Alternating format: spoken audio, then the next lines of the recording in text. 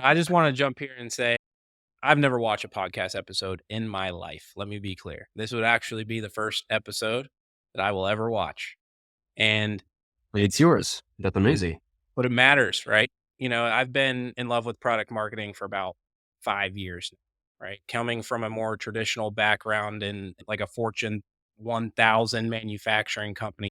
But it was very clear to me early on that like customer success, how are they going to know when a new product comes out? What are they supposed to communicate to everyone? Being a customer success lead at that time, one of the biggest, I think, things we used to scream about was, why don't we know about the products? And I now have moved into software and I see that same chain happening. You've got these revenue teams. They have no idea what they or how or even how to communicate, let alone what to communicate, but the actual art of articulating, the value proposition from the problem to the new outcome. I think it's really important that the people in our shoes are coming in with the high expectations that we all have, and they're not being let down once they get there and realizing that no one understands what they do. Really, the openness of this and everything already. I would say that I think first is was just, hey, I love the vibe of those guys. So let's just chat. Let's see what's up and everything. And then I just think it clicked, but it became almost like a vetting group a little bit, like just to vent on stuff or whatever. We're not so different. I'm not even in the same country than you guys, but we're still living like, similar challenges, similar misunderstanding, similar situation where we feel like misfits. But I just think that the more we're able to focus on the subject and just talk about it more, the more we're going to give voices to people to ultimately communicate that as well. For me, like I think back to when I was in sales, where if you're a salesperson, it's a lot easier to understand what needs to be done. You're given a phone, you're given a quota, and you're like, hey, this is what we're trying to do. And it seemed a lot more seamless than when you're joining a product marketing organization. In the last few I've been at, it feels like every organization has a different way of approaching or seeing product marketing. And like you all said, it's like started off as a frustration of, hey, this is what I'm seeing in my day to day. I'm talking to a leader who says that, hey, like as a product marketer, the data should not matter as much, which was crazy. Is that because as marketers and like salespeople, data really informs everything you do on a day to day. So when you hear that as a product marketer, it really made me feel like it discounted the value. And it's harder to hear that from a leader that is supposed to be the advocate to your function. When we had talks on LinkedIn, it felt like a breath of fresh air because I didn't feel like I was crazy. And this is why, like, even with the speakers we got coming up, like, these are people that have been in our shoes who have done it before and look like if they can teach us something, if they can teach me something, that's a free lesson that a lot of people have to pay to get. And we're getting that up front. Yes. Zach, I loved where you took that because I really didn't think about it until you made the comment. But we've got, I think, 8 absolute stunner superstars. I'm not trying to be a weirdo, but I'm going to be a weirdo. They're legends to me. Most of them, I like legit obsess over every word they say. I try to digest it. I try to understand exactly what they know, right? Like And you pray said. as well. Well, yeah, no, I've got shrines of at least 3 of them. I'm Candles going and to all tell you, this. I don't have a shrine of none of y'all. None of Well, the 8 speakers. I have no shrine of none of y'all. not yet. We're not getting ass on podcasts yet. What you said is, for example, we've all felt that we're here actively as a venting mechanism originally. Okay. We don't necessarily know how to get out of that. And the people that we hope to attract to this also probably don't know how to get on that. So if you look at our guest list, those 8 folks on there, that's exactly why we brought them on the pod, is because they can help educate what we clearly don't. And I know Yeah. particularly a few of them have almost mastered the art of strategy, alignment, and enablement. And I think for us to be able to extract that and put it out there and learn from it our own selves is really the solutioning part of this podcast to me. Not just bitching and moaning and finding a way to go against the grain. It's not about that. It's Yeah. let's figure out a way to ride here. So love Yeah. where you took that, Zach. No, thanks.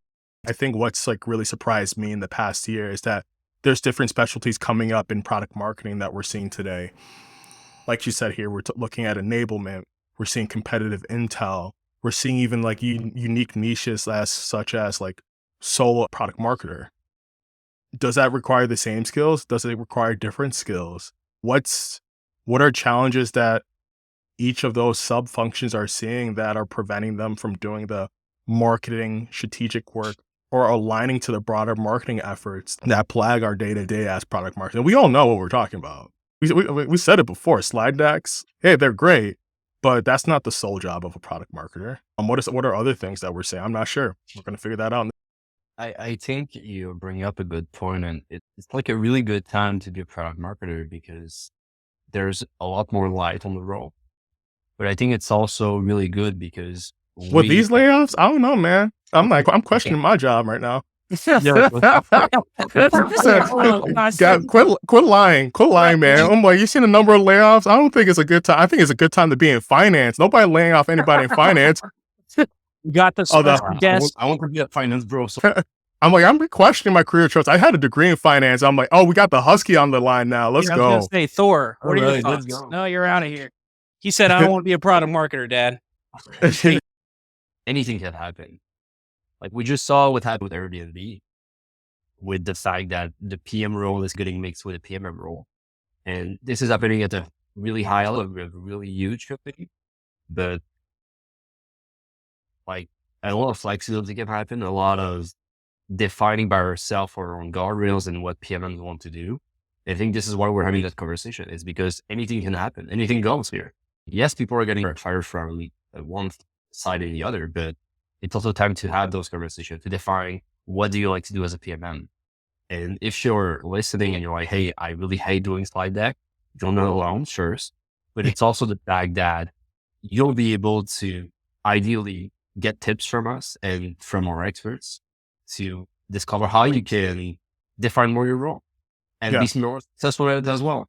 Yeah. You spend all of your time doing traditional marketing tasks that you don't like to do because for a handful of reasons, and you want to make sure you can prioritize strategic projects and enablement, you should have the option to do so. And hopefully we're there to help you achieve it.